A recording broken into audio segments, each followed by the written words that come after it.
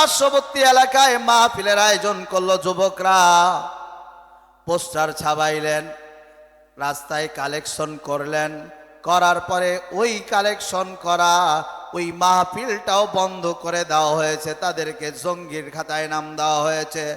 আল্লাহ তাআলা আমাকে জীবন দিয়েছেন, আল্লাহ তাআলা আমাকে চলার শক্তি দিয়েছেন, আল্লাহ তাআলা আমাকে বলার শক্তি দিয়েছেন, আল্লাহ তাআলা আমাকে এখানে আসার শক্তি দিয়েছেন। আল্লাহ তাআলার শক্তি যদি আমাকে দেন তবে আমি এখান থেকে বের হয়ে যেতে পারবো। জোরে বলেন কথা ঠিক কিনা? এই জন্য চিৎকার দিয়ে আবারও বলেন তো, শুকরিয়া পাওয়ার মালিক কে? আল্লাহ। যেই বান্দা আল্লাহ আল্লাহ জবানে জপতে থাকে, আল্লাহ তাআলা ফেরেশতাদেরকে ডাক দিয়া বলে, ও আমার ফেরেশতা, আমার বান্দা যে আমার নাম গাইতেছে, আমার নামের জিকির করছে, আমার বান্দা কি জানে আমি কত বড়? ফেরেশতারা ডাক দিয়া বলেন, ও মাওলাই কারীম আল্লাহ, তাদের এত ধারণা নাই তুমি আপনি কত বড়, কিন্তু তারা এতটুক জেনেছেন যে আপনি বড়র বড়, আপনার বড় আর কেউ নাই। চিৎকার দিয়ে বলেন না সুবহানাল্লাহ। আল্লাহ তাআলা বলেন, আমার যে বড়ত্ব ঘোষণা করে যে আল্লাহু আকবার বলে, আমি আল্লাহ তাআলা তাকে দুনিয়াতে বড় করে দেই। দুনিয়ার মানুষ ওই জাকিরিন ব্যক্তিকে সম্মান করতে থাকে। চিৎকার দিয়া বলেন না সুবহানাল্লাহ। যে ব্যক্তি যত বেশি আল্লাহর নিয়ামতের শুকরিয়া আদায় করতে থাকে, আল্লাহ তাআলা ওই বান্দা বান্দির নিয়ামতকে বর্ধিত করে দেন। চিৎকার দিয়া বলেন না সুবহানাল্লাহ। ও মুসলমান ভাইরা আমার, আজকের আমার এই মাড়িয়া এলাকাবাসী তো ধন্য, কারণ মাড়িয়া এলাকায় আজকে কোরআনের মাহফিল করার জন্য। জোরে বলেন কথা ঠিক কিনা?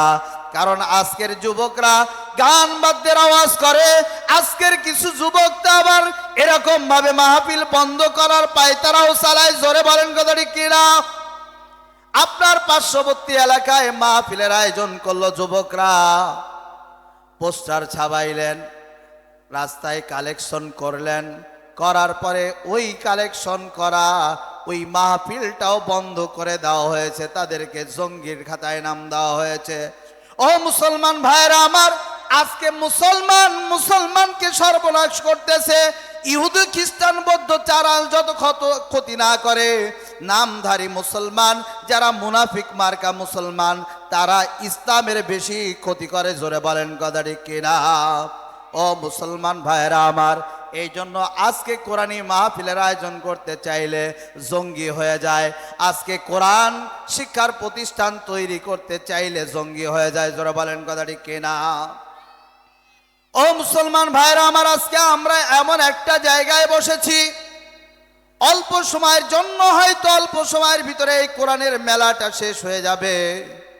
আজকে আমার যুবক ভাইরা বাহির থেকে কানের ভিতরে খোরাক নেওয়ার চেষ্টা করছেন, মনে করতেছে আওয়াজ যদি ভালো লাগে প্রধান বক্তা আসবে, যখন প্যান্ডেলের ভিতরে ঢুকবো তখন।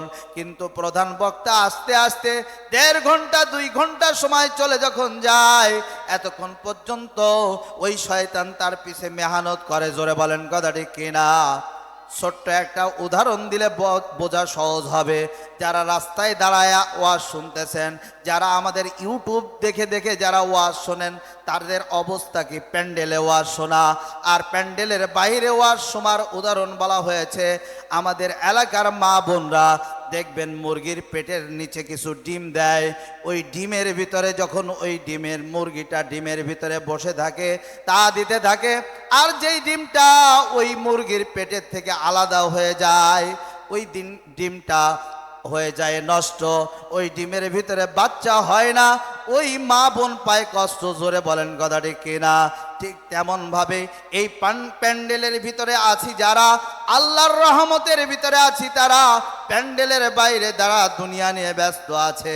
আরে ভাই, দুনিয়ার মেলা এটা তো কতই দেখলাম, কারো 40 বছর হয়ে গেল, কারো 50 বছর হয়ে গেল, কারো 60 বছর হয়ে গেল, কারো 70 বছর হয়ে গেল, কারো 80 বছর হয়ে গেল। দুনিয়ার মেলায় দুনিয়ার খেলায় সময় কাটাইতেছি। আজকে এই মাহফিলে এসে কেমন কপাল পোড়া, মাহফিলের প্যান্ডেলের ভিতরে ঢুকতে পারি না। রাস্তাঘাটে যারা ঢুকবে তারাও ঢোকার ব্যবস্থা নাই। দোকানপাট এত ব্যস্ততা দোকানপাট নিয়ে আমরা, যে আমরা মনে হয় জীবনে কোনোদিন দোকানই দেখি নাই। জোরে বলেন কথাটি কে না? মাহফিলের দোকানপাট গুলো নিয়ে আমরা এত ব্যস্ত থাকি। এইটা কার নসিহত? আমার পিছে শয়তান মেহনত করে। অর্থাৎ বুঝতে হবে, এই প্যান্ডেলের ভিতরে যারা আছেন তারা আল্লাহর রহমতে আছেন, আর যারা প্যান্ডেলের বাহিরে ওই দোকানপাটে ঘোরাঘুরাই করছেন তারা এই আল্লাহর রহমত থেকে তারা সরে গেছেন। তারা এরকম শয়তানের মেহনত, শয়তানের জালের ভিতরে আবদ্ধ হয়ে আছেন। মুসলমান ভাইয়েরা আমার, দ্বীনি প্রতিষ্ঠান, কোরআনী প্রতিষ্ঠান, এমন একটা প্রতিষ্ঠানের মাহফিলে আমরা অংশগ্রহণ করেছি যেই প্রতিষ্ঠান সম্পর্কে আল্লাহ রাসূল সাল্লাল্লাহু আলাইহি ওয়াসাল্লাম হাদিসে পাকের ভিতরে ঘোষণা করেন, যেই মহল্লার ভিতরে এই দ্বীনি মাদ্রাসা থাকবে, দ্বীনি প্রতিষ্ঠান থাকবে, এর ভিতরে যখন কোরআন তেলাওয়াতের আওয়াজ হইতে থাকবে, আজকে এই মারিয়াবাসী কত ধন্য।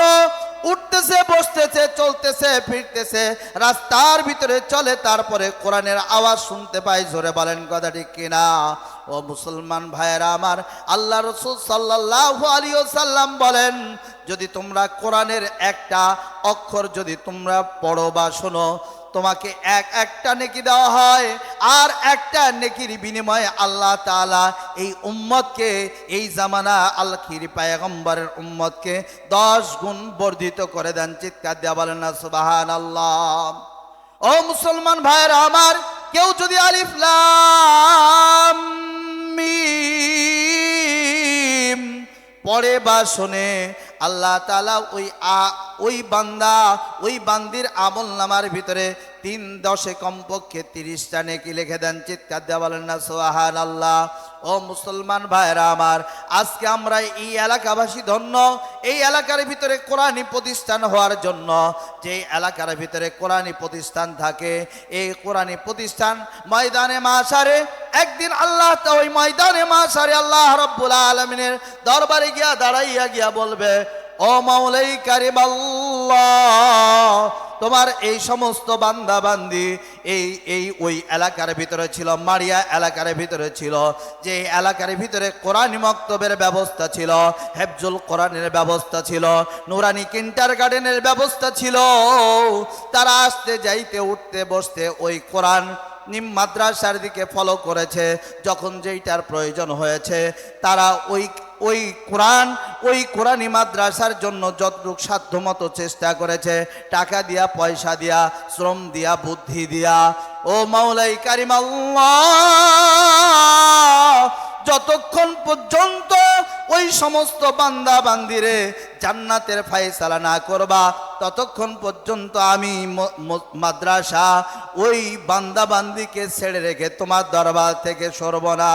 ও মুসলমান ভাইরা আমার, কিতাবের মধ্যে লেখা হয় আল্লাহ তাআলা এক সময় ওই জমিনকে বলবে, মাদ্রাসার ঘরের মাটিকে বলবে, তুমি এখন চলে যাও, তোমার আপত্তিকে মঞ্জুর করা হয়েছে। এই মাদ্রাসার ভিতরে যারা পড়েছিল, যারা শুনেছিল, যারা দেখভাল করেছিল, যারা টাকা দিয়া, পয়সা দিয়া, সময় দিয়া, শ্রম দিয়া, বুদ্ধি দিয়া এই মাদ্রাসায় লেখাপড়ার উপযোগী করে দিয়েছিল, তাদেরকে আমি জান্নাতের ঘোষণা দিয়া দিলাম। চিৎকার দিয়া বলেন না সুবহানাল্লাহ।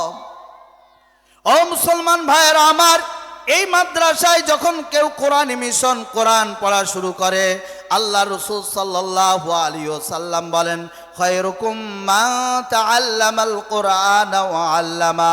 আল্লাহ রাসূল বলেন, যে কোরআন শরীফ শিখবে আর যে শিখাবে, যে শিখলো সেও লাভবান হইল, যে শিখলো সেও হলো এই জাতির ভিতরে শ্রেষ্ঠ জাতি, যে শিখাইলো সেও শ্রেষ্ঠ, যে শিখলো সেও শ্রেষ্ঠ।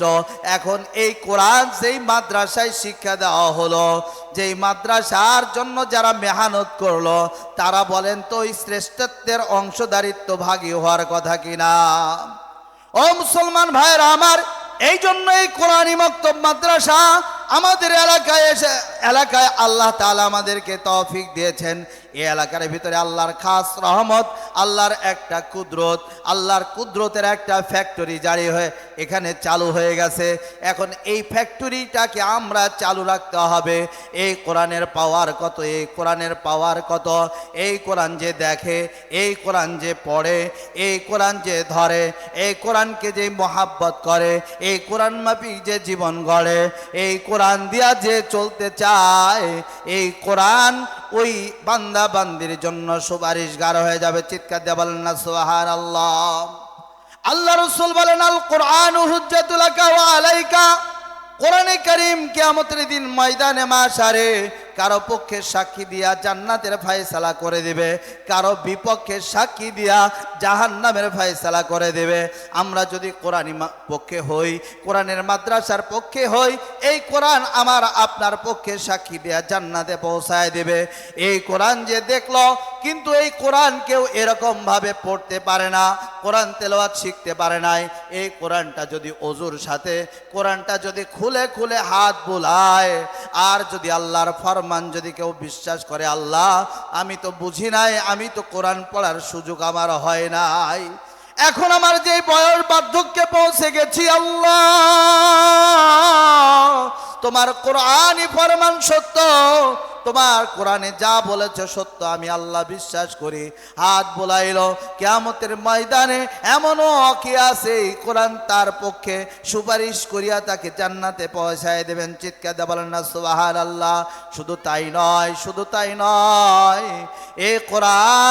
এই কোরআন যদি কারো ঘরে থাকে, যদি কারো ঘরে থাকে এই কোরআন ঘরে থাকার কারণে, এই কোরআনের দিকে নজর দেওয়ার কারণে আল্লাহ তাআলা ওই বান্দা বান্দিকে ওই হেদায়েতের রাস্তা খুলে দেন। চিৎকার দিয়ে বলেন না সুবহানাল্লাহ। ও মুসলমান ভাইরা আমার, আমি আপনাদের সামনে সূরা ইব্রাহিমের 1 নম্বর আয়াত তেলাওয়াত করেছি, যে আয়াতের ভিতরে আল্লাহ তাআলা ঘোষণা করেন, আলিফ লাম রা কিতাবুন আনজালনাহু ইলাইকা লিতুখরিজান নাসা মিনাল যুলুমাতি ইলান নূর। আল্লাহু আকবার। আল্লাহ তাআলা বলেন, আল্লাহ তাআলা কোরআনে কারিমের ভিতরে ঘোষণা করেছেন আলিফ লাম রা। আজকে আমাদের কিছু কিছু ভাই আছে বলেন কোরআন না বুঝিয়া পড়লে কোনো লাভ নাই। চিৎকার দিয়ে বলেন না নাউজুবিল্লাহ, তাদের কথা ঠিক না। কারণ আল্লাহ তাআলা কোরআনের ভিতরে অসংখ্য আয়াত নাজিল করেছেন, যে আয়াতগুলো হরফে মুকাত্তা। শুধু যেমন আপনাদের আজকে এখানে পড়লাম, প্রথম যে আয়াত তেলাওয়াত করেছে, আয়াতের ভিতরে আল্লাহ তাআলা বলেন আলিফ লাম রা। এই আয়াতের অর্থ কি? সাহাবায়ে কেরাম রাসূল সাল্লাল্লাহু আলাইহি ওয়াসাল্লামকে জিজ্ঞাসা করেছেন, ইয়া রাসূলুল্লাহ, ইয়া হাবিবাল্লাহ, এই আয়াতের অর্থ কি? আল্লাহ রাসূল সাল্লাল্লাহু আলাইহি ওয়াসাল্লাম বলেন, আল্লাহু আ'লামু বিমুরাদিহি। এর অর্থ একমাত্র আল্লাহ তাআলাই ভালো জানেন। উলামায়ে কেরাম বলেন, যেমন আমাদের সমস্ত ব্যাপারে আজকে ফোন ব্যবহার করতেছি, আমাদের ফোনের পাসওয়ার্ড আছে, আমাদের ফিঙ্গার লক আছে, বিভিন্ন লক আছে। উলামায়ে কেরাম বলেন এটা আল্লাহ তাআলা কোরআনের পাসওয়ার্ড হিসাবে নাজিল করেছেন। এটা যদি কেউ পড়ে, এটা তো তারাও বিশ্বাস করে আলিফ লাম রা যে পড়লো তার আমল নামার ভিতরে সব লিপিবদ্ধ হলো। জোরে বলেন কথা ঠিক কিনা? আল্লাহ তাআলা কালামে হাকিমের ভিতরে ঘোষণা করেন, এই কিতাবটি যা আমি আপনার উপরে অবতীর্ণ করেছি, এটা আমি আপনার উপরে অবতীর্ণ করেছি যেন আপনি আল্লাহ তাআলার হুকুম মানুষের ভিতরে পৌঁছায় দিয়া তাদেরকে অন্ধকার থেকে আলোর দিকে নিয়ে আসতে পারেন। চিৎকার দিয়ে বলেন না সুবহানাল্লাহ। আল্লাহ তাআলা বললেন যে কোরআনের আলো দিয়ে অন্ধকার দূর করা যাবে। আজকে আমরা অনেকে আছি বিভিন্ন রশি ধরে বসে আছি, কোরআনের রশিকে ছেড়ে দিয়েছি। জোরে বলেন কথা ঠিক কিনা? এই কোরআনের রশি যদি কেউ মজবুত করে ধরে, আজকে লাইটগুলা জ্বলতেছে, লাইটের নির্দিষ্ট সুইচ ছাড়া এই লাইট বন্ধ করা যাবে? বলেন বন্ধ করা যাবে? আজকে যারা কোরআনের রশি ধরেছে, এই কোরআনকে বিভিন্নভাবে নিভানোর চেষ্টা করা হচ্ছে, বিভিন্নভাবে বিভিন্ন মাদ্রাসা বন্ধ করার পায়তারা বিভিন্ন সময় বিভিন্নভাবে করা হয়। জোরে বলেন কথা ঠিক কিনা? কিন্তু আল্লাহ তাআলা বলেছেন, এই কোরআন আমি আপনার উপরে নাজিল করেছি, আপনি অন্ধকার থেকে মানুষকে যেন আলোর দিকে নিয়ে আসতে পারেন। ও মুসলমান ভাইয়েরা আমার, কেমন করে অন্ধকার থেকে আলোর দিকে আল্লাহ তাআলা মানুষকে কিভাবে এই কোরআনের হেদায়েত দিয়ে নিয়ে আসেন, ছোট্ট একটা ঘটনা বলে আজকের বয়ানকে ইতি টানব। মুসলমান ভাইয়েরা আমার, পাকিস্তানের বংশোদ্ভূত মুসলমান একজন এরকম আল্লাহর এক বান্দা, কোরআন তেলাওয়াত করতেন, 5 ওয়াক্ত নামাজ পড়তেন, কিন্তু আল্লাহর বান্দা এক সময় তিনি এরকম জব করতেন একটা খ্রিস্টান মিশনারি সিটি শহরে। তার সঙ্গে একজন খ্রিস্টান মহিলা কাজ করত। একদিন যায়, 2 দিন যায়, 3 দিন যায়, আস্তে আস্তে এই যুবক মুসলমান সন্তানের ভিতরে ওই খ্রিস্টান মহিলার প্রেম ভালোবাসা শুরু হয়ে যায়। যখন প্রেম ভালোবাসা শুরু হয়ে যায়, আল্লাহর বান্দা ওই বান্দিরে ডাক দেয়া বলে, ও বন্ধু, তোমাকে আমার এত ভালো লেগেছে, এত ভালো লাগে, আমি তোমার সাথে আমি এমনভাবে বন্ধুত্ব করতে চাই যেমন জীবনভর তোমার সাথে থাকতে পারি। খ্রিস্টান মহিলা উত্তর দেয়, তুমি তো মুসলমান আর আমি হলাম খ্রিস্টান, আমার ধর্ম তোমার ধর্ম তো এক না, তুমি যদি ধর্ম চেঞ্জ করে আসতে পারো তাহলে আমি এরকমভাবে তোমার সাথে বিবাহ বন্ধনে হয়তো আবদ্ধ হতে পারবো। বলল, তুমি যেটাই বলবা আমি সেটাতেই রাজি আছি। এই বান্দি, খ্রিস্টান বান্দি চলে গেছেন বাড়িতে। এক সময় যুবককে অফার করে, আমার বাবা মা তোমাকে সাক্ষাৎ করার জন্য বলেছেন। এবার যুবক চিন্তা করলো যে আমার যা চাওয়া হয়তো এটা কবুল হতে যাচ্ছে। এইবার আল্লাহর বান্দাকে যখন আহ্বান করা হলো, আল্লাহর বান্দা ওই খ্রিস্টান মহিলার বাড়িতে পৌঁছে গেছেন। পৌঁছে যাওয়ার সাথে সাথে দেখতেছেন অনেক মানুষের আয়োজন, সেখানে বিভিন্ন আয়োজন। এক সময় আল্লাহর বান্দারে অনেক লম্বা ঘটনা খাটো করে বলছি। ও মুসলমান ভাইয়েরা আমার, এই মুসলমান আল্লাহর বান্দারে যখন ডাক দিয়া বলা হলো যে এরকম ভাবে তুমি কি আমাদের মেয়েকে বিয়ে করতে চাও? বলে, হ্যাঁ আমি বিয়ে করতে চাই। বলে, তোমার ধর্ম একটা, আমাদের ধর্ম আরেকটা, যদি তুমি আমাদের মেয়েকে বিয়ে করতে চাও তাহলে তোমার ধর্মকে কাতাব করে দিতে হবে। বলে, যখন আপনারা যেটা বলবেন আমি সেটাতে রাজি আছি। বলা হলো, হ্যাঁ আমি কাতাব করে দিলাম। বলে যে এটা তো বিশ্বাস করা যাবে না, দেখো আমাদের টেবিলের ভিতরে খাবার রেডি করা আছে, এখানে একেবারে হারাম, ইসলাম ধর্মের ভিতরে হারাম মদ রয়েছে, শুকুরের গোশত রয়েছে, আমাদের ডাকে সাড়া দিয়ে আমাদের সাথে খাবার খেতে হবে এবং এর সাথে মদ খেতে হবে, শুকুরের মাংস খেতে হবে। যুবক বলল, এটাও আমি করতে পারবো। এক সময় যুবক মদ খাইল, এরপরে ওই শুকুরের মাংস খাওয়ার পরে বলছে, এইটা নয়, তুমি তোমার বন্ধু বান্ধব সবাইকে ত্যাগ করতে হবে, মা বাবাকে ত্যাগ করতে হবে, তোমার জিমেল ইমেল যত আইডি আছে সব পুড়িয়ে শেষ করে দিতে হবে। যুবক বলল, আমি যেহেতু ধর্মই চেঞ্জ করেছি আমি সব শেষ করে দিতে পারবো। সব শেষ করে দেওয়া হলো। এক সময় তাকে আমেরিকান অন্য এক সিটিতে পাঠিয়ে দেওয়া হলো। যুবক যখন এইখান থেকে চলে যাইতেছিল বিদায় নিয়ে যখন যুবক যায়, বিদায় বেলা সব কিছু ব্যাগের ভিতরে ঢুকাইতেছিল, কিন্তু যুবক সকাল সন্ধ্যায় সর্ব অবস্থায় কোরআন তেলাওয়াত করত।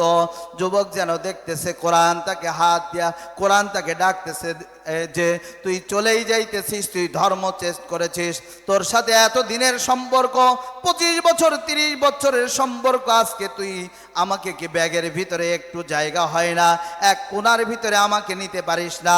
যুবক বলে যে আমি ওই কোরআনটাকে ব্যাগের কোণে নিলাম। নেওয়ার পর অন্য সিটিতে যখন চলে গেলাম, বাসার ভিতরে শিফট হয়ে গেলাম, হওয়ার পরে কোরআনটা এমন জায়গায় রাখলাম যেন আমি ঘরে ঢুকতে আগে কোরআনের দিকে চোখ পড়ে, ঘর থেকে বের হইতে কোরআনের দিকে চোখ পড়ে। আমার বিবির সাথে সব ঠিক আছে, একদিন যায় 2 দিন যায়, এমন করে যখন 2 বছর চলে গেল, হঠাৎ করে একদিন আমি অফিস থেকে এসে দেখি আমার ঘরে কোরআন নাই। আমি আমার বিবিরে জিজ্ঞাসা করলাম, কোরআনটা কই? হলি কোরআন। বলে যে তোমার তো এটা অপ্রয়োজনীয় জিনিস, তুমি তো কোনোদিন এইটা নাড়ো নাই, তুমি তো ধর্ম ত্যাগ করেছ, তুমি কোরআন দিয়া কি করবে? আল্লাহর বান্দা যুবক বলে যে আমার ভিতরে কোরআনের আগুন মনে হয় প্রজ্বলিত হইতেছিল। আমি অগ্নিবর্ম হয়ে বললাম, কোরআনকে কোথায় ফেলেছিস বল।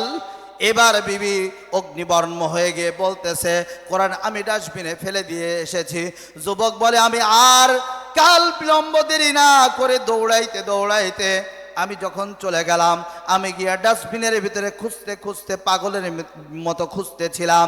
আমি ডাস্টবিনের ভিতরে কোরআন পাই না, সব ময়লাগুলো এইদিক ওই দিক করতে এক সময় কোরআনকে পাইলাম। কোরআনকে পাওয়ার পরে আমার গায়ের জামাটা অথবা গেঞ্জিটা দিয়া কোরআনটা সুন্দর করে মুছে পরিষ্কার করে আমি ওই কোরআনকে বুকে নিয়ে ঘরে আসলাম। বিবিরে বললাম, এই কোরআনটা বুকের ভিতরে নিলাম, আর আজ থেকে তোর সাথে আমার সম্পর্ক কাতাব করে দিলাম। চিৎকার দিয়া বলেন না সুবহানাল্লাহ। যুবক বলে, আমি আবার আগের সিটে চলে আসলাম। আগের মতো আমি ওই মুসলমানদের যে আগের কাতারে গিয়ে নামাজ পড়তাম, এই দিনও ফজরের নামাজে গিয়া যখন জামাতে দাঁড়াইছি, ইমাম সাহেব পিছন দিকে দাঁড়ায়া যখন কাতার সোজা করে, বলুন আমার দিকে চোখ পড়লো। ইমাম সাহেব বলল, নামাজের পরে দাঁড়াও। নামাজের পরে যুবক দাঁড়ায় গেলেন। বলল, সমস্ত মুসল্লি এসে আমাকে বলে ভাই, আমি তো জাহান্নামের গহ্বরে চলে গেছিলাম, একমাত্র কোরআন আমাকে বাঁচাইছে। ও মুসলমান ভাইরা আমার, শুধুমাত্র কোরআন সকাল সন্ধ্যায় বাসা থেকে বের হওয়ার সময় কোরআনটা দেখতো, আবার কোরআন বাসায় এসে ওই কোরআনটা দেখতো।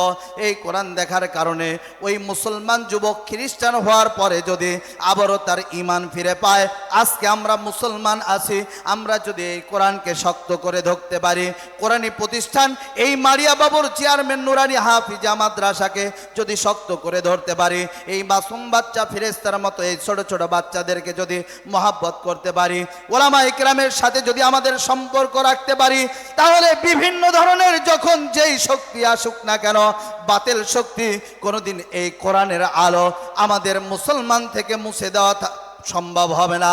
কিয়ামত পর্যন্ত এই কোরআনী বিধান জারি থাকবে। ও মুসলমান ভাইয়েরা আমার, এই জন্য আমাদেরকে এই কোরআনকে ফলো করতে হবে, কোরআনী মাদ্রাসাকে ফলো করতে হবে, ওলামায়ে কেরামকে ফলো করতে হবে।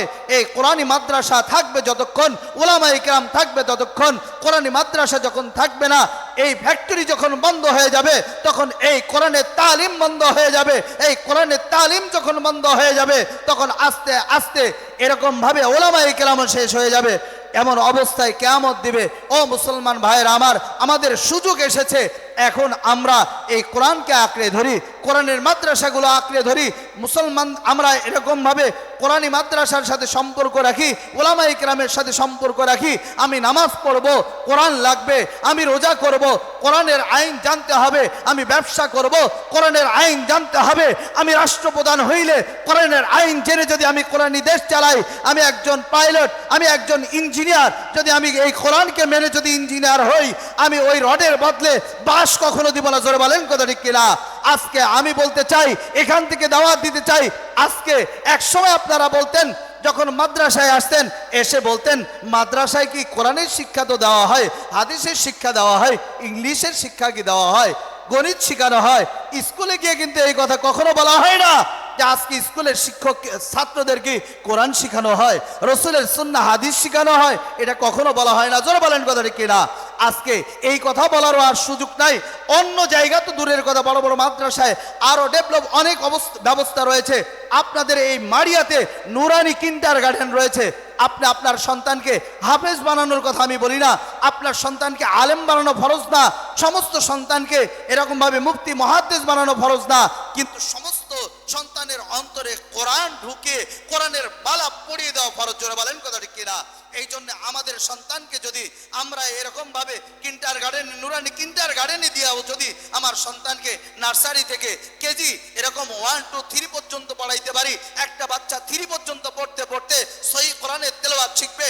নামাজ ভঙ্গের কারণ কয়টি আমরা এখানে যদি বলি, হয়তো কেউ বলতে পারবো না, কিন্তু এই ছোট ছোট মাসুম বাচ্চাকে জিজ্ঞাসা করেন তারা নামাজের ফরজ কয়টা, ওয়াজিব কয়টা, সুন্নত কয়টা, মুস্তাহাব কি, নামাজের ভিতরে কোন কোন কারণে নামাজ ভেঙে যায়, কোন কারণে নামাজ যে তেলাওয়াত কি রকম তেলাওয়াত হলে নামাজ নষ্ট হয়ে যায়, এই ছোট ছোট মাসুম বাচ্চাগুলো জানে। এই জন্য আজকে আমাদের মাদ্রাসার সাথে সম্পর্ক রেখে কমপক্ষে আমাদের যাদের আলেম হওয়ার বয়স নাই তারা আলেমের বাবা হই, যাদের আলেমের বাবা হওয়ার বয়স নাই তারা আলেমের দাদা নানা না হয়ে যেন মৃত্যুবরণ না করি। আল্লাহর কাছে বলি বিশেষ করে কমপক্ষে আমাদের সন্তানদেরকে নুরানি কিন্ডার গার্ডেনে পড়ায়া ক্লাস 3 পর্যন্ত 5 পর্যন্ত পড়িয়ে এরপরে আপনার ছেলেকে গিয়ে আপনি স্কুলে ভর্তি করেন, আপনার ছেলেকে ডাক্তার বানান, মাস্টার বানান, আপনার ছেলেকে জজ বানান, ব্যারিস্টার বানান, উকিল বানান। আপনার সন্তান কখনো উকিল হওয়ার পরে সত্যকে মিথ্যা বানাবে না, মিথ্যাকে সত্য বানাবে না। এই জন্য আমাদের সন্তানকে আমরা কোরআনের মালা আমাদের সন্তানকে গড়ায় পরবর্তী ইনশাআল্লাহ আল্লাহ তাআলা আমাদের সবাইকে, আমাদের সন্তানকে, আমাদের সকল সন্তানকে সহি কোরআনের যেন আমরা দিন সহিভাবে দিন শিখাতে পারি, কোরআনের তেলাওয়াত বিশুদ্ধ কোরআনের তেলাওয়াত শিখাতে পারি। এই দাওয়াত দিয়ে আজকের বয়ান এখানেই দিতে টানলাম। ওয়া আখিরি দাওয়ানা আনিল হামদুলিল্লাহি রাব্বিল আলামিন। আসসালামু আলাইকুম ওয়া রাহমাতুল্লাহি ওয়া বারাকাতুহু।